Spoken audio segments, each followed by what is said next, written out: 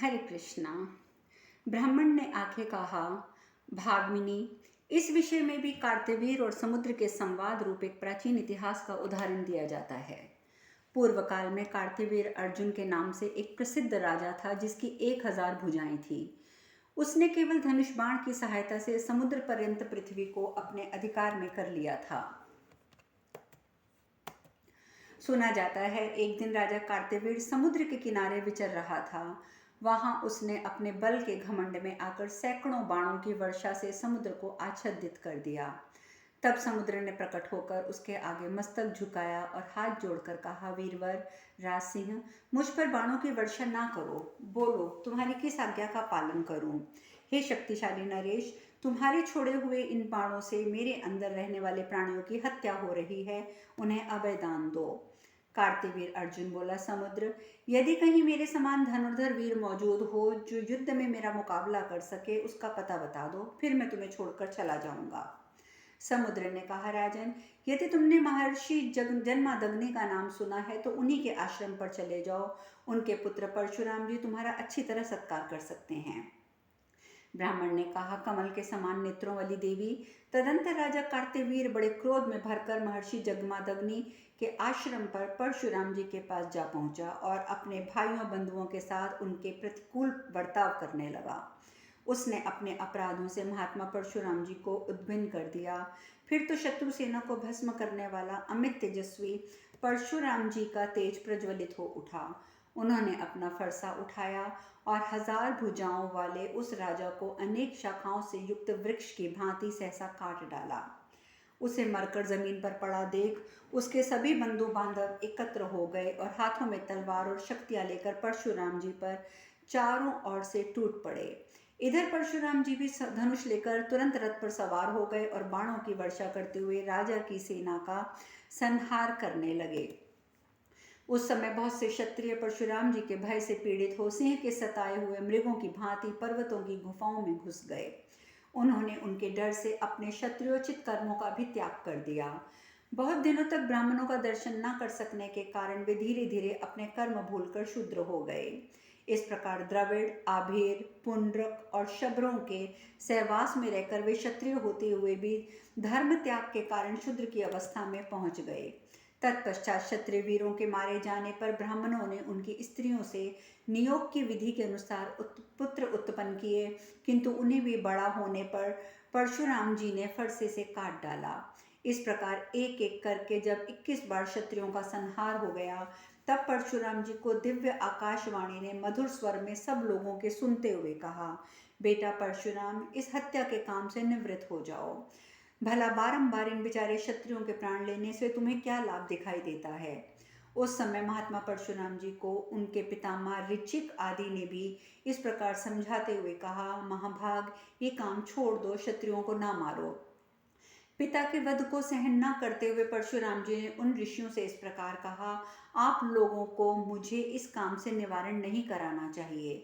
पितर बोले, विजय पाने में श्रेष्ठ परशुराम, बेचारे क्षत्रियों को मारना तुम्हारे योग्य नहीं है, क्योंकि तुम ब्राह्मण हो, अतः तुम्हारे हाथों से राजाओं का वध होना उचित नहीं है। इस प्रकार अनुगीता में ब्राह्मण गीता विषयक 29वां अध्याय पूर्ण हुआ।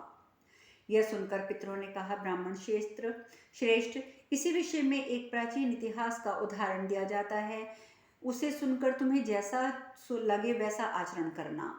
पहले की बात है, अलर्क नाम से प्रसिद्ध एक राजऋषि थे जो बड़े तपस्वी, धर्मज्ञ, सत्यवादी, महात्मा और दृढ़ प्रतिज्ञ थे। उन्होंने अपने धनुष की सहायता से समुद्र पर्यंत इस पृथ्वी को जीतकर अत्यंत दुष्कर पराक्रम कर दिखाया था। इसके पश्चात उनका मन सूक्ष्म तत्व की खोज में लगा। महामते, वे बड़े बड़े कर्मों का आरंभ त्याग कर 1 वर्ष के नीचे जा बैठे और सूक्ष्म तत्व की खोज के लिए इस प्रकार चिंता करने लगे। अलर्क कहने लगे, मुझे मन से ही बल प्राप्त हुआ है, अतः वही सबसे प्रबल है। मन को जीत लेने पर मुझे स्थायी विजय प्राप्त हो सकती है। मैं इंद्र रूपी शत्रुओं से घिरा हुआ हूँ, इसलिए ये बाहर के शत्रुओं पर हमला ना करके इन भीतरी शत्रुओं को भी अपने बाणों से निशाना बनाऊंगा। यह मन चंचलता के कारण सभी मनुष्यों से तरह तरह के कर्म करवाता है, अतः अब मैं मन पर तीखे बाणों का प्रहार करूंगा। मन बोला, अलर्क, तुम्हारे ये बाण मुझे किसी तरह नहीं बींध सकते। यदि इन्हें चलाओगे तो ये तुम्हारे ही मर्म स्थानों को चीर डालेंगे और मर्म स्थानों के चीरे जाने पर तुम्हारी मृत्यु होगी। अतः तुम अन्य प्रकार के बाणों पर विचार करो जिससे तुम मुझे मार सको। यह सुनकर अलर्क ने थोड़ी देर विचार किया। उसके बाद वे नासिका को लक्ष्य करते हुए बोले, मेरी ये नासिका अनेक प्रकार की सुगंधियों का अनुभव करके भी फिर उन्हीं की इच्छा करती है, इसीलिए इन तीखे बाणों को मैं नासिका पर छोड़ूंगा। नासिका बोली, अलर्क, ये बाण मेरा कुछ नहीं बिगाड़ सकते। इनसे तो तुम्हारे ही मर्म विदर्ण होंगे और मर्म स्थानों का भेदन हो जाने पर तुम मरोगे। अतः तुम मुझ दूसरे प्रकार के बाणों का अनुसंधान करो जिससे तुम मुझे मार सको। नासिका के ये कथन सुन के अलर्क कुछ देर विचार करने के पश्चात कहने लगा, जीवा को लक्ष्य करके कहने लगा। अलर्क ने कहा, ये रसना स्वादिष्ट रसों का उपभोग करके भी उन्हें पाना चाहती रहती है, इसीलिए अब इसी पर अपने तीखे सायकों का प्रहार करूंगा। जिह्वा बोली, अलर्क, ये बाण मुझे किसी प्रकार से नहीं छेद सकते। ये तो तुम्हारे ही मर्म स्थान को भेदेंगे और मर्म स्थानों के बिंद जाने पर तुम ही मरोगे। अतः दूसरे प्रकार के बाणों का प्रबंध सोचो जिसकी सहायता से तुम मुझे मार सको। ये सुनकर वह अलर्क कुछ देर तक सोच विचार करते रहे। फिर त्वचा पर कुपित होकर बोले, ये त्वचा नाना प्रकार के स्पर्शों का अनुभव करके उन्हीं की अभिलाषा किया करती है, अतः नाना प्रकार के बाणों से मारकर मैं इसी त्वचा को विदीर्ण कर डालूंगा। यह सुनकर त्वचा बोली, अलर्क, ये बाण मुझे भी कुछ नहीं कर सकते। ये तो तुम्हारा ही विदीर्ण करेंगे और मर्म विदीर्ण होने पर तुम ही मौत के मुख में पड़ोगे। मुझे मारने के लिए तो दूसरे बाणों की व्यवस्था सोचो जिनसे तुम मुझे मार सको। त्वचा की बात सुनकर अलर्क ने थोड़ी देर तक विचार किया, फिर श्रोत्र को सुनाते हुए कहा। अलर्क बोले, ये श्रोत्र बार बार नाना प्रकार के शब्दों को सुनकर उन्हीं की अभिलाषा करते हैं, मैं इन्हीं पर बाण चलाता हूँ। श्रोत्र ने कहा, अलर्क, ये बाण भी मुझे नहीं मार सकते। ये तो तुम्हारे को ही विदीर्ण करेंगे, तब तुम जीवन से हाथ धो बैठोगे। अतः तुम अन्य प्रकार के बाणों की खोज करो जिससे मुझे मार सको। ये सुन के अलर्क ने कुछ सोच विचार के नेत्र को सुनाते हुए कहा, चलो मैं तुम्हें ही मारता हूँ क्योंकि तुम ही पुनः पुनः हर चीज के दर्शन करना चाहते हो। आंख ने कहा, अलर्क, ये बाण तो मुझे भी नहीं मार सकते, ये भी तुम्हें ही बींधेंगे। मर्म विदीर्ण होने पर तुम ही जीवन से हाथ धोगे। अतः दूसरे प्रकार के सायकों का प्रबंध सोचो जिसकी सहायता से तुम मुझे मार सको। ये सुन के अलर्क कुछ देर तक सोच विचार करता रहा, फिर बुद्धि से ये बात कही।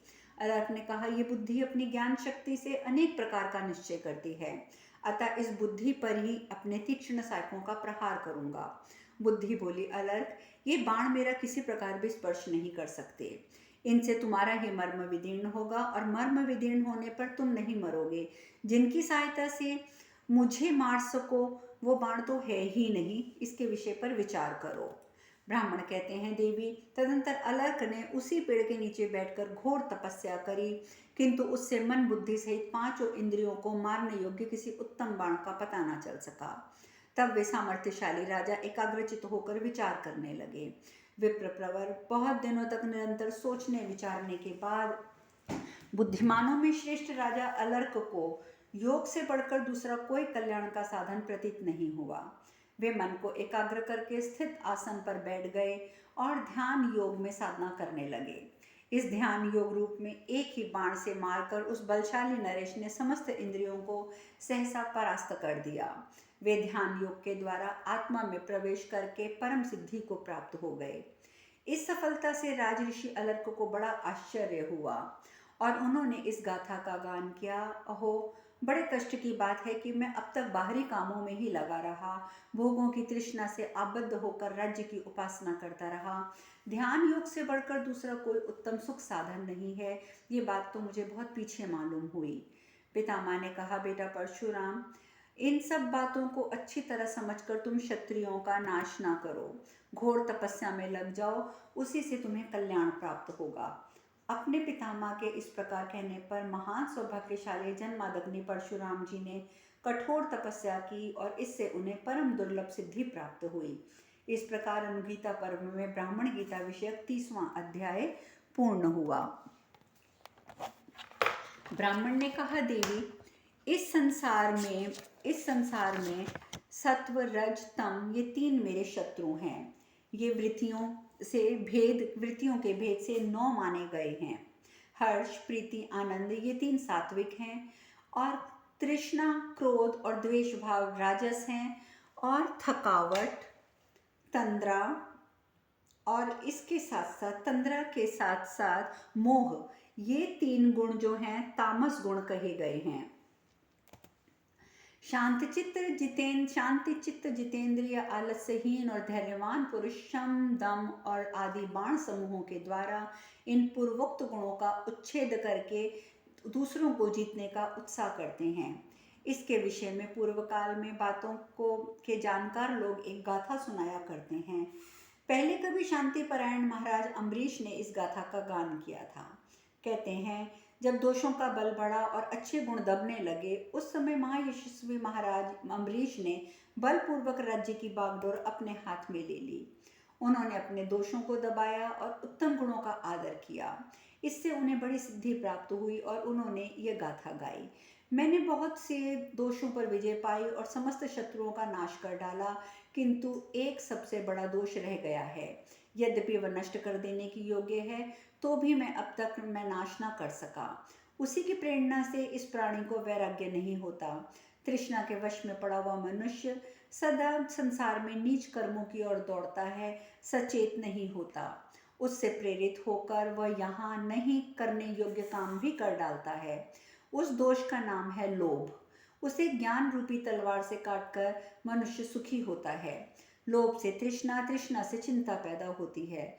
लोभी मनुष्य पहले बहुत से राजस गुणों को पाता है और उनकी प्राप्ति हो जाने पर उसमें तामसिक गुण की अधिक मात्रा आ जाती है। उन गुणों के द्वारा देह बंधन में जकड़ कर वह बारंबार जन्म लेता और तरह तरह के कर्म करता रहता है। फिर जीवन का अंत समय आने पर उसके देह के तत्व विलग विलग होकर बिखर जाते हैं और वह मृत्यु को प्राप्त हो जाता है। इसके बाद फिर मृत्यु जन्म के चक्कर में पड़ जाता है। इसलिए इस लोभ के स्वरूप को अच्छी तरह समझकर इसे धैर्यपूर्वक दबाने और आत्मराज्य पर अधिकार पाने की इच्छा करनी चाहिए। यही वास्तविक स्वराज्य है। यहाँ दूसरा कोई राज्य नहीं है। आत्मा का यथार्थ ज्ञान हो जाने पर वही राजा है। इस प्रकार यशस्वी अम्बरीश ने आत्मराज्य को आगे रखकर एकमात्र प्रबल शत्रु लोभ को उच्छेद करते हुए उपयुक्त गाथा का गान किया था। इस प्रकार अनुगीता पर्व में ब्राह्मण गीता विषय 31वां अध्याय पूर्ण हुआ। ब्राह्मण ने कहा, भामिनी, इसी प्रसंग में एक ब्राह्मण और राजा जनक के संवाद रूप एक प्राचीन इतिहास का भी उदाहरण दिया जाता है। एक समय राजा जनक ने किसी अपराध में पकड़े हुए ब्राह्मण को दंड देते हुए कहा, ब्राह्मण, आप मेरे देश से चले जाइए। यह सुनकर ब्राह्मण ने उस श्रेष्ठ राजा को उत्तर दिया, महाराज, आपके अधिकार में जितना देश है उसकी सीमा बताइए। सामर्थ्यशाली नरेश, इस बात को जानकर मैं दूसरे राजा के राज्य में निवास करना चाहता हूँ और शास्त्र के अनुसार आपकी आज्ञा भी पालन करना चाहता हूँ। उस यशस्वी ब्राह्मण के ऐसा कहने पर राजा जनक बार बार गर्म उच्छ्वास लेने लगे, पर कुछ जवाब न दे सके। वे अमित तेजस्वी राजा जनक बैठे हुए विचार कर रहे थे। उसी समय उनको उसी प्रकार मोह ने सहसा घेर लिया, जैसे राहु ग्रह सूर्य को घेर लेता है। जब राजा जनक विश्राम कर चुके और उनके मोह का नाश हो गया, तब थोड़ी देर चुप रहने के बाद वे ब्राह्मण से बोले।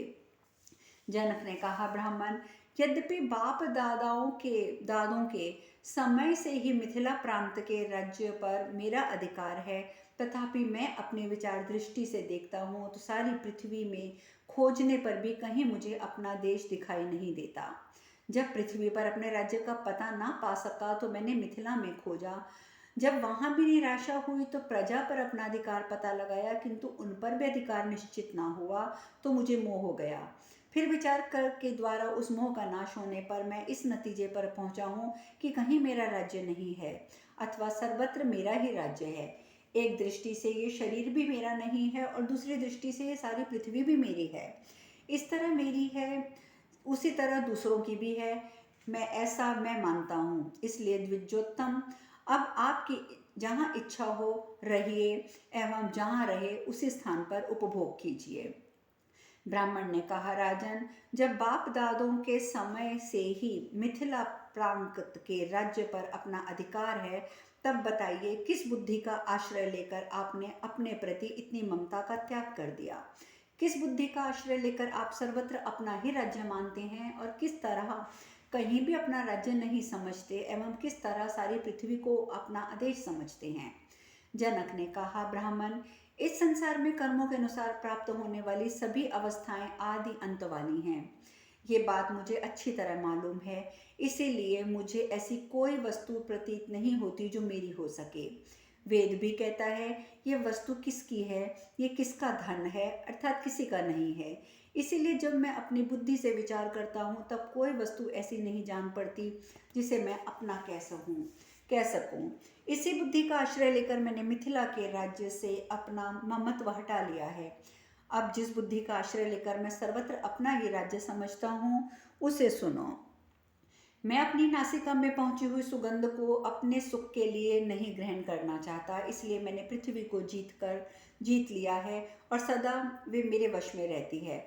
मुख में पड़े हुए रसों को भी मैं अपनी तृप्ति के लिए आस्वादन नहीं करता, इसलिए वे जल तत्व पर मैं विजय पा चुका हूँ और वह मेरे अधीन रहता है।